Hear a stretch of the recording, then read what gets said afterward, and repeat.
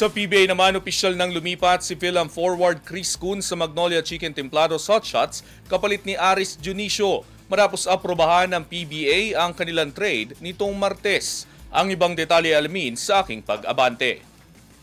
Opisyal nang nakuha ng Magnolia Chicken Templados Hotshots si Chris Kun mula sa Titan Ultra Giant Racers kapalit ni Aris Junicio base sa aprobadong transaksyon ng PBA nitong Martes. Ayon sa ulat, layunin ng Magnolia na palakasin ang kanilang youth movement sa pagdaragdag ng 6'5" forward na si Kun na naging ika-4 na overall pick sa 2025 PBA Draft.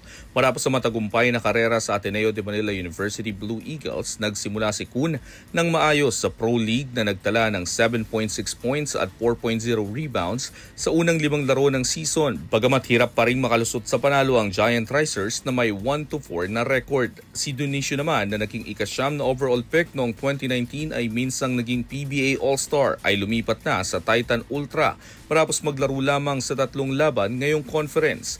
Itinuturing ang trade na bahagi ng mas malawak na pagsasaayos ng Magnolia sa lineup upang mapanatiling competitive sa gitna ng mas batang puwersa ng liga.